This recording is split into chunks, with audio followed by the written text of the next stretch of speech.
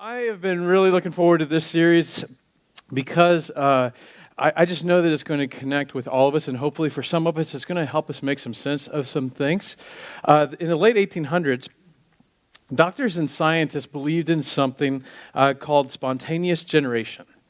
And the idea behind this spontaneous generation was that living organisms could spontaneously pop up anywhere from non-living organisms. So in the late 1800s, this was pretty much the medical and scientific explanation for disease, that out of nowhere, disease could just pop up on your skin or in your body, and diseases would sweep through families and communities and would kill, in some instances, thousands and thousands of people. And the assumption was that it was just random. And in some circles, it was just God's will, and you just had to go with it.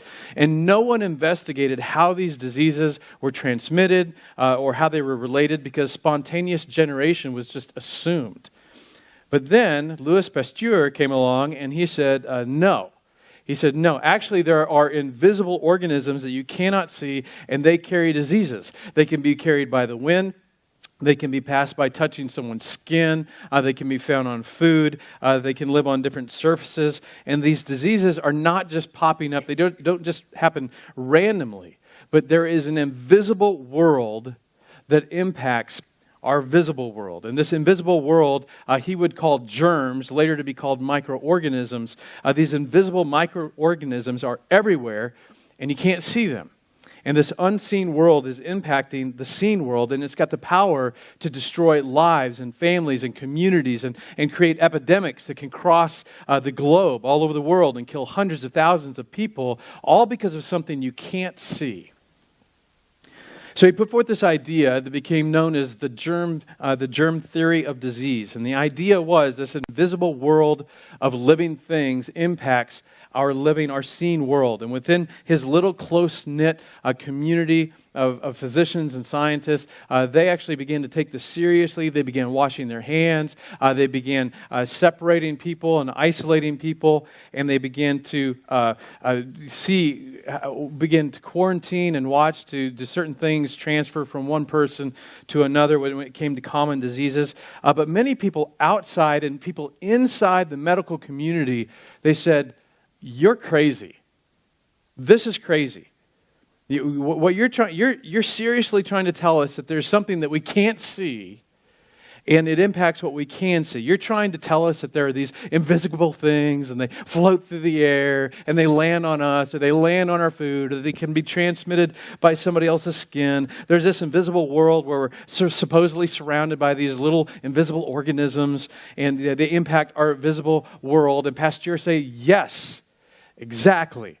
That is exactly what I am saying. And doctors and scientists and the public thought he was crazy.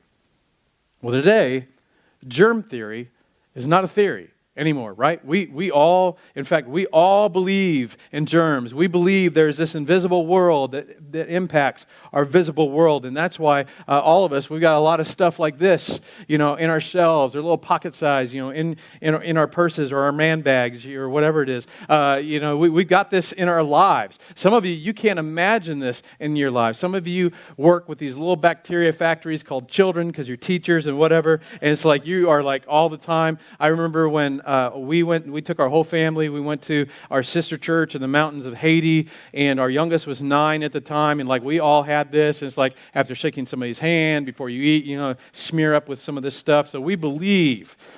Some of you can't imagine your life without it. It's why most of us are vaccinated. It's why most of us vaccinate our children, because not only do we believe that there's this unseen world that we can't see that impacts our world, we believe it can be dangerous. We believe it can kill us. We believe it could be life-threatening. We know this because of what's happened in history and through scientific and medical discovery, that invisible microorganisms can and have wiped out entire populations of men, women, and children. And you never see it coming because of this invisible world of germs. Well, in 2019, what we all know is this invisible world of germs does not stay invisible. Because at the right time, with the right skin contact, at the right temperature, breathed in, touch, in the right environment, what's invisible becomes very visible, and it can become dangerous, it can become life-threatening. Now, we all know that. None of us dispute that. The challenge comes in that Jesus and the writers of the New Testament, the witnesses of Jesus' resurrection, say there is an invisible world that affects our visible world. There's another invisible world that doesn't simply impact us physically, though it can, but it impacts us, our thinking, our worldviews, our attitudes towards marriage and purity and morality and finances, our attitudes towards relationships, how we date, how we do business, how we interact. It can be physically life-threatening. It can be emotionally life-threatening. It can be relationally life-threatening. It is an invisible world, and it's all around us, and it impacts all that we do and everything in our life. And yet, as I say this, there's some of you that may tend to resist this. We're like the people of the late 1800s who laughed at the idea. You're trying to tell me that there's some invisible world, some world I can't see, that impacts the world that I can see. You're telling me there's something I can't see that's all around me and just floats through the air and miraculously, just wherever it wants to, affects my visible world. That's really difficult to believe. And so for the next few weeks, it's going to be a little difficult to believe, but the same Jesus that said, love one another, and we all love that part. The same New Testament writer that writes, husbands, love your wives, and all the wives love that. The same New Testament writer that says, children, obey your parents, and all the parents love that, right? The same Jesus and same New Testament writers also say that there is an invisible world that impacts your visible world every single day. And you don't need a microscope to see it. You don't need a microscope to discover it. All you need is a rear view mirror. Because all of you, you can look back on your life just like I can look back on my life and say, how could I have been so stupid? How could I have been so blind? How could I have thought that was a good thing when looking back, it was so clearly a bad thing? How could I have thought that was a good idea when clearly now I can see that was a bad idea? How could I have been so deceived? What is wrong with me? How could things have been so twisted in my mind? How could I have been so confused? How did I think that relationship was going to go anywhere good? How did I think that particular approach to handling my finances was going to lead to anything good? Why could I not see it? Why could I not see that what I thought was a pastime was actually a pathway to an addiction that now I know that I'm going to struggle with for the rest of my life? See, in the moment when we had the opportunity, when I was there alone, or I was alone with him or with her or with them, it all made sense. How is it things got so twisted in my mind that here I am now today, and now today I'm paying a price physically, emotionally, relationally, mentally, financially, for decisions that I made in the moment that in the moment made so much sense. It was just such a fog. And for some of you, you don't need a rear view mirror, you just need a mirror because you're dealing with it right now. You're in the middle of it now. It's like you make good decisions in the moment of sanity, but then you go out and you get with a certain individual or a certain group of individuals, or you find yourself in a certain circumstance at work or at school or on a Friday or Saturday night, and it's like you lose your mind. It's like you abandon everything you believe and your thinking becomes twisted. And you allow yourself to talk yourself into doing and saying things that you know deep down you have no business doing or saying. And then with the sunrise of the next day, you regain your sanity and your focus and your perspective. And you look in the mirror and you go, what's wrong with me? It's like I lose my mind. It's like things that are just so clearly wrong in some environments are not so clearly wrong in other environments. But then I come out of those environments and I regret it. I come out of those environments and I have consequences. And I'm thinking, what's wrong with me? And if it's not you, you just have to look around, just like I can look around. And all of us, we have some people. We have people that we love. We have people that we want the best for. And we stand on the periphery of their lives and we watch them make decisions. We think, why can't you see it the way I see it? Why is it so clear to me in such a fog to you? Why is it that you're able to stand out and say, you're about to make a terrible decision that you're going to regret? And they argue their case and their logic and their thinking is so twisted. And the rest of us, we're standing on the outside, the periphery of their lives saying, you're going to regret this decision. You may regret this decision for the rest of your lives.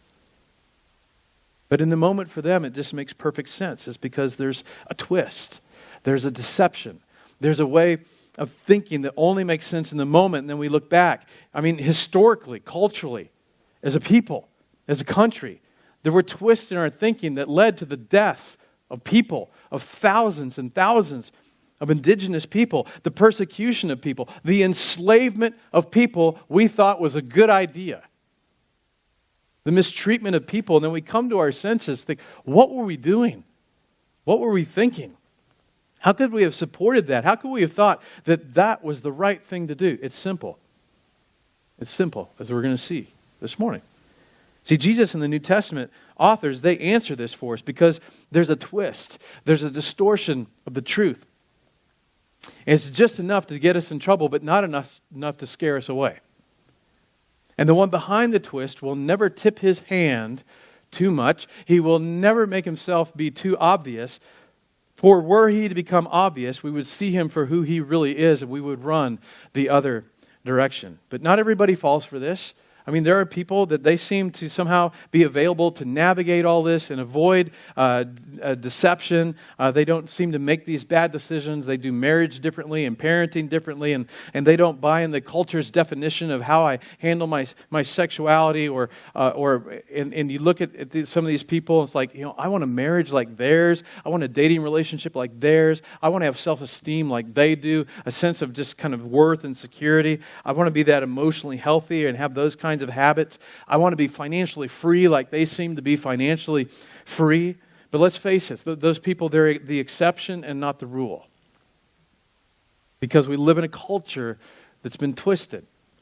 And once we step outside of this building and go outside into our day-to-day worlds, those truths that maybe in this context may be so self-evident, when we get into the context outside of this building, somehow now they're just not that self-evident. In some cases, we lose our way. We lose our place. We lose our perspective. In some cases, we lose relationships, careers. Now, Jesus gives us a real specific insight into this unseen world. We're going to be in John chapter 8, and I've got to warn you that Jesus' explanation of the unseen world is a little unsettling. Just like Louis Pasteur's unseen world of germ theory was to his culture in the 1800s. Now, I love the book of John. The book of John is just 21 chapters. In fact, if you're someone you thought, I should start reading the Bible, or I should start reading the Bible again, John would be a great place to start. I mean, you could start today or start tomorrow and just read one chapter a day, and in 3 weeks, in 21 days, you would have experienced the book of John, and you learned so much about Jesus and who he is and what he taught and how he treated people, and you just get all of these amazing things out of the book of John. And again, there's only 21 chapters. It's just so rich. And the book of John, for example, is where we get the verse that we've all heard. For God so loved the world that he gave his one and only Son, that whoever believes in him shall not perish, but have eternal life. I mean, all of us have heard that verse. And that comes from the book of John. There's so many great things in the book of John. But also in the book of John, we get Jesus' take on this unseen world, and it's a little unsettling. In fact, when I read these verses, for some of you, you may go, okay, that's kind of where I draw the line. I'd like to be a Christian. I'd like to be all in, but this is the part I have a hard time buying into. Or I love Jesus, and I like the whole, let's love one another, let's all go to heaven thing. But as we move into these verses, here's what you need to think about. You can't really do that. You can't really do that with any of the Gospels. If you love what Jesus says about the parts that are easy, you have to at least pause and consider the parts of what Jesus said that are hard. In fact, you cannot cherry pick just the teachings of Jesus in the New Testament that you like, the ones that line up with your way that you already think. Because if you do that, you end up like the people you really can't stand. What I mean is, there's people that that you've experienced in your life. If you spent any time in your lifetime in the church world or whatever, you've discovered those people that don't use the Bible as a light. They use it as a club, and they use it on you, right? Or you have groups of people who go, well, two people can play at that cherry picking game, and they can stand out with signs that say, God hates you. No tears for queers. Planes crash, God laughs. God is your enemy. Those people, they've got a chapter and a verse. The Pharisees in the New Testament, they had a sentence or a passage in the Jewish scriptures that they would cherry pick to use to justify themselves for mistreating people. So we can't just ignore the parts that are hard just because we don't like them or because we find it difficult to understand. And here's Jesus' take on the invisible world. It's in John chapter 8. Here's what's going on. So Jesus is having a conversation with the Klingons of his day, the stormtroopers, the religious leaders, the people who are always a problem for him, right? And he's far enough into his ministry. He's done so many miracles. He's done all of these amazing things that people around him are going, I think he might be the Messiah. They're starting to think he might be the Messiah. But the people standing on the periphery going, no, I don't think so, are the religious leaders. And these are the ones that should have been the easiest to convince because they should have known, they knew, but they didn't get it, what to look for. And they do not like Jesus. So Jesus, he's having this conversation with them, and he's saying, after all you've seen me do, after all you've seen me say, do you still not recognize the fact that I have come from God? And the response is, no. We have Abraham as our father. We have Moses. If God wanted to say something to us, he wouldn't say it through you. He would have said it through Abraham. He would have said it through Moses. You're a false Messiah. You're a false prophet. We do not think you are from God. And Jesus says, if you were really sons of Abraham, if you were really devout followers of God and Abraham and Moses, you would recognize me. The problem is, the reason why you don't recognize me is because you are not really followers of God. In the next verses, one of the ones I really love Jesus because he takes off the gloves and he lets them on no uncertain terms know why it is, despite all he has done, that makes it so obvious that he is from God, why it is that they still do not recognize that he's from God. So John 8, verse 43. So it's in the middle of their exchange, and Jesus says, why is my language not clear to you? Why is it that you can't seem to get it? Because you are unable to hear what I say. Why? Why is that? Verse 44. I'll tell you why you don't know who I am. Because you belong to your daddy, the devil. You belong to your father, the devil, and you want to carry out your father's desires. Hey, guys, I'll tell you why you don't recognize who I am, because there is a deceiver. And he has so deceived you that in the face of overwhelming evidence, your thinking is twisted just enough so that you take what I say and what I do and you attribute it to something else other than God. The problem is that you have been influenced by, you have been deceived by, you're under the power of your father, the devil. Now, this was so offensive to these religious leaders. I mean, they had just gotten done saying, we follow our father Abraham. Jesus is going, Abraham ain't your daddy. Who's your daddy? Satan is your daddy. The devil is your daddy. He is your father. Like, try to work that into a conversation sometime with somebody that's not getting it, right? Your father's the devil. So, you belong to your father, the devil, and you want to carry out your father's desires. And his desire is confusion. Now, what he says next, for some of you, your response might be, okay, Jesus is just using metaphor. He's just using figure of speech. I mean, he doesn't really believe there's a devil. Like, he was Jesus. Jesus goes on. He, talking about the devil, he was a murderer from the beginning. Talking about the Garden of Eden. He was a murderer from the beginning.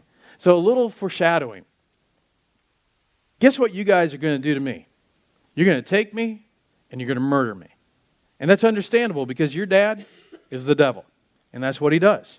Your father loves to kill people. He was a murderer from the beginning, not holding to the truth, for there is no truth in him. When he lies, he speaks his native language, for he is a liar and the father of lies. The source, the originator. So here's what Jesus believed. You don't have to believe this. I'm just letting you know this is what Jesus believed. Jesus believed that there was actually a personality, a he, an entity, an individual, a devil. Jesus believed that. Now, it might be hard for you to believe, but you need to know that Jesus believed it. And here's what Jesus believed about him. Jesus believed that the devil's ultimate agenda is murder, the destruction of human life. And the means by which he achieves that is deception. And as you read the rest of Scripture, as we'll see in a minute, there's a sense in which the devil's power has been somewhat curtailed, but his agenda has never changed. It's always been the same. And the means by which he carries it out is limited to deception, distortion. It's limited to twisting the truth. And he has the ability, he has the freedom, the power to so deceive people that it results in the destruction of human life and all that is good, all that we cherish, all that we value. The destruction of relationships, marriage, parent-child relationships, sibling relationships, friendships, community, everything that's sacred to us. And Satan's agenda is simply to destroy all of that. He's got one tool in his toolbox and he's very good at it. Deception. Through so confusing the human mind that we think what is right is actually wrong and what is wrong is actually right. And his end goal is the destruction of the soul, of the spirit, of the mind, of the body. And here's another glimpse into Jesus' view on this whole thing. He says in the same book, in John chapter 14, he's talking to his closest friends and followers, and he says, I'll not say much more to you right now, because his time, his moment has come. He says, for the prince of this world is coming, and he has no hold over me. Now again, this is really difficult to understand, but here's the thing. Every Sunday, I stand up and I put this little piece of plastic on my face and I speak and it projects my voice out and I don't have a clue how it does that, right? I have this thing, I use this thing all the time. I do not understand how it works, but that doesn't mean I don't apply it. So just because we don't understand something doesn't mean it isn't real or it isn't applicable, right? So there's a lot we don't fully understand. But here's the thing. When somebody can predict and pull off their own death and resurrection, I think we should just go with them. And Jesus believed somehow there's a Satan, there's a devil, that there is a prince of this world. And this world, this ball of dirt, this globe that we live on, that his domain, he said, is this world. The prince of this world is coming. Then in Luke chapter 4, this is one of the temptations of Jesus. Jesus was tempted to do several things. This is chapter 4, verse 5. The devil led Jesus up to a high place and showed him, we don't know exactly what this looked like, how this happened, but he shows him in an instant all the kingdoms of the world. And he said to him, I will give you all their authority and their splendor. It's like, what? Yeah, Jesus, I, the devil, will give you, Jesus, all the authority. I'm going to give you all the authority, all the kingdoms, all the splendor of the world. I'll do that because it has been given to me. And I can give it to anyone I want to. And you know what Jesus didn't say? Jesus didn't say, whatever, Satan. He didn't go, you can't do that. See, you only offer something if it's yours to give. Now again, it's disturbing. I can't fill in all the gaps. I can't answer all of your questions. I got plenty of questions of my own. But this scripture teaches that you and I live on a planet, we live on a globe, we live on this earth, and there is an unseen world that affects our seen world. And our world has been given to or placed under the authority of a personality, an entity that we can't see. Jesus refers to him as the devil. And his agenda is the end of human life. And the means by which he accomplishes this is through deception. Apparently, he's not been given control of everything in terms of what he can do, but he has been given authority. He's been given means, and it's limited to deception through the twisting of truth. Through twisting what is evident. Nature, creation, all the things that actually point to God. Now, this is a little disconcerting. For some of you, maybe it explains some things. Maybe for some of you, you need to begin to factor that into your life. You need to begin to factor that into some of the struggles that you have with temptation, to factor it into some of the struggles that you have in your relationships with people that you're closest to, that it isn't just the person that you're looking into the eyes to that's a problem, that there is this unseen world that is working to impact our seen world, our relationships, that it's not just you. I mean, we don't want to go to the other end, the devil made me do it kind of thing. I mean, we can't go to the other end just to like try and excuse it. Or you think of these moments where it seems like you have these moments of clarity, but you get yourself in certain scenarios with certain people. It's like you lose your mind. And it just impacts everything you see. Now, not long after Jesus said this, sure enough, the men who claimed to be children of Abraham proved that Jesus was right. Their father was the devil because they lied about Jesus. They had him falsely accused and they killed him. Because that's what the devil does. Then not many years later, the Apostle Paul, who he understood what Jesus taught. I mean, you need to understand that leading up to this time, like the idea of a devil and all this just wasn't really part of Jewish mindset. Jesus introduced us to this. And Paul, he understood what Jesus taught. And he writes a letter to some Christians in Ephesus. And he's talking to them about how to live their lives and how to love their children and how to get along in their marriages, how to get along in business. And it's just all so relational. It's like, here's what to do and not to do and where to be careful. And at the end of this book, there are these verses. And if you read them in isolation, it's kind of like, well, why is it in here? But listen to these words through this grid, through these lenses. Ephesians chapter 6, verse 11, Paul says, I want you to put on the full armor of God. And you only have to put on armor if something's getting ready to come at you, right? So that you can take your stand against the devil's, and what's the next word? Schemes. So here's what Paul believed. The Apostle Paul, who wrote most of the New Testament, believed that there was a devil, a personality, an entity, an individual, and he has schemes. He has a plan. He has a strategy, and it's really simple. It's not complex. It is not complicated. It's take what's true and just twist it a little. Take what's evident and distort it. Take what's true and twist in just enough lie that we buy into it. And then it harms us. And it harms the people we love. His strategy is to not make himself too evident. Don't make it too obvious. I mean, just find some common ground. Maybe the common ground is love. We should just love each other and then just put in a little bit of lie so that it takes us down a destructive path. It's like, let's take a good thing like an appetite and let's twist it to where it becomes an addiction. Let's take something good like desire. Nothing wrong with desire. And let's twist it to where it ultimately becomes greed. Let's take something that's appealing. Again, nothing wrong with something being appealing. Let's just twist it to where it becomes jealousy. Let's take appreciation, which is a good thing, and let's twist it to where it becomes lust. Let's so twist people's view of God that they get angry at Him, make decisions based on their anger, and then blame Him for the consequences of their decisions. It's a scheme. It's a plan.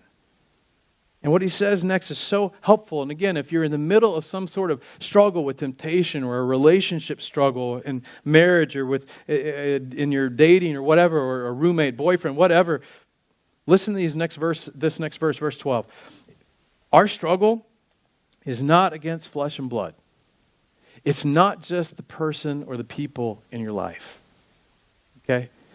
It's not just your boss or your teacher. It's not just your prodigal son or daughter or your sibling or your parents or whatever. It's not. There's an invisible world that impacts the visible.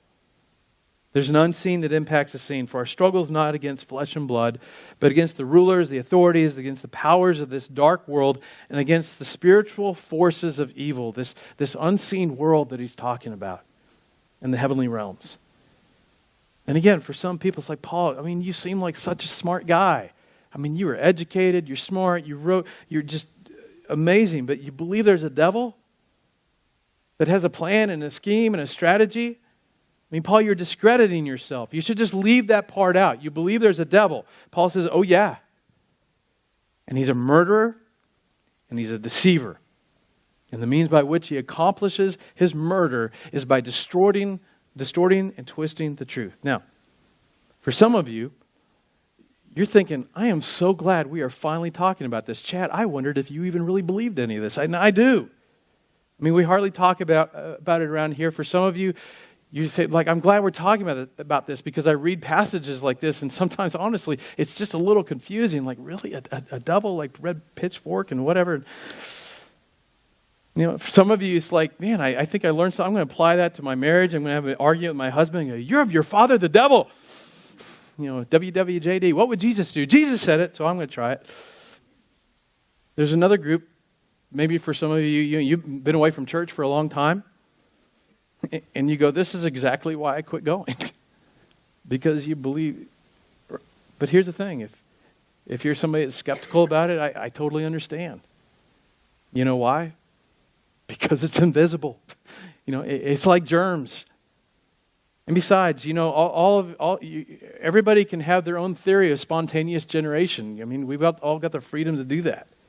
Why people get, you know, it's like I don't need a devil for why people get addicted to things. I don't need a devil for why people do some of the stuff they do.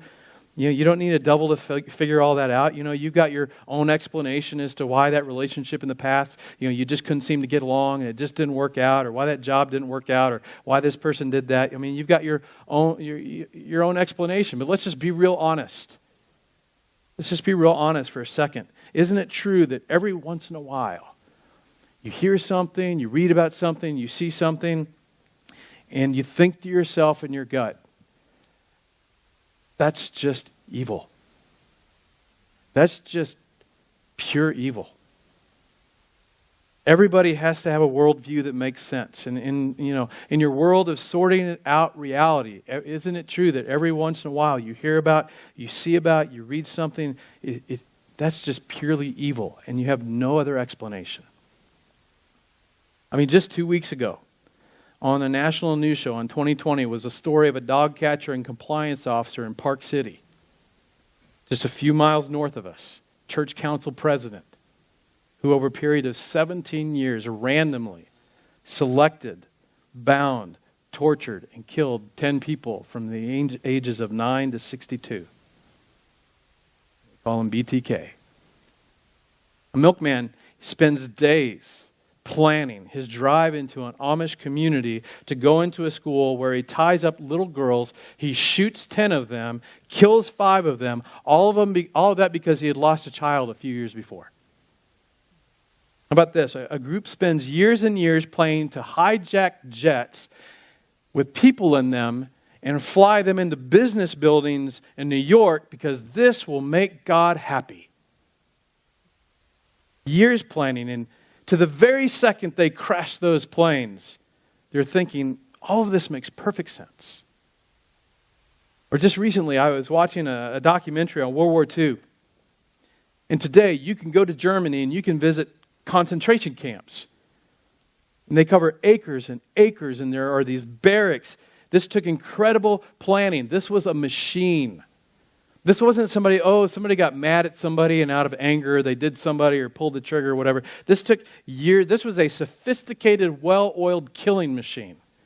And hundreds of thousands of people thought it was the best thing to round up millions of Jewish people who've done nothing to us, steal everything they own, and systematically kill them.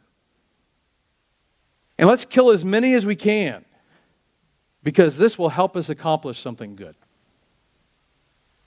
Some of you know what happened in Rwanda and Darfur, genocide. A group of people decided, hey, here's a great idea. Let's just kill all the women and children. Let's cut off the hands and the arms of children. Why? Well, because this is going to help us accomplish something good. What? Yeah, there's a group of people this makes total sense to.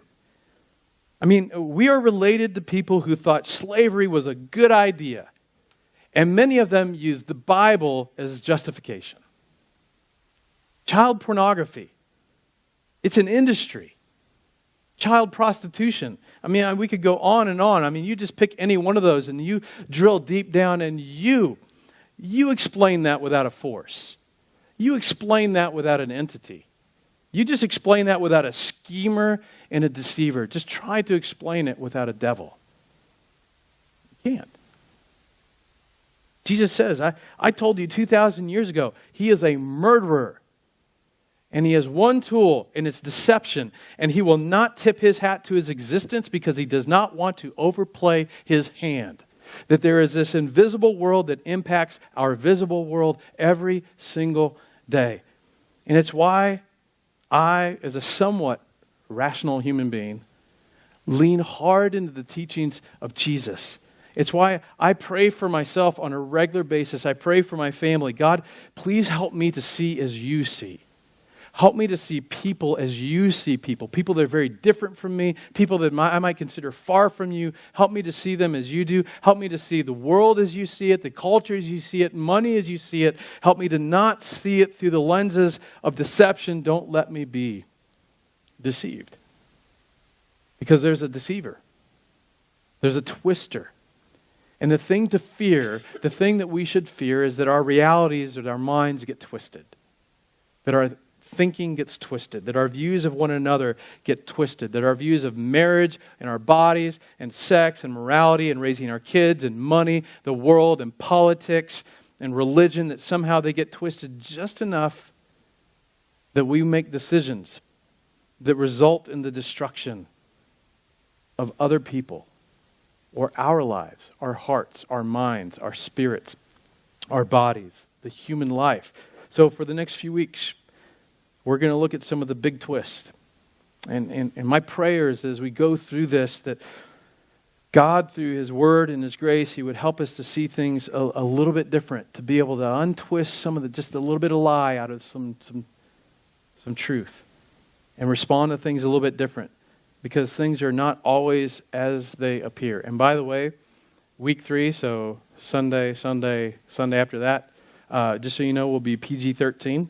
We're going to talk about sex.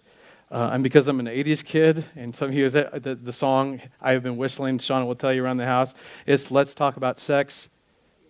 There you go. So you know it. You're all sinners. So, but looking forward to having some conversation, authentic conversation about that. So over the next 4 weeks, we're going to try to untangle some things out, some twists, so that we can see certain things, some big things, as God sees them. Let's pray. Father, I just as always, I just thank you that we have the text that we have, that we're able to lean into not just knowing Jesus, but to have His teachings so that we can understand what He understood and that we could see what He could see that we may be blind to. So I pray for each one of us, God, today and then over the next few weeks, that you would give us a new set of lenses in how we view ourselves and others and culture and all of that.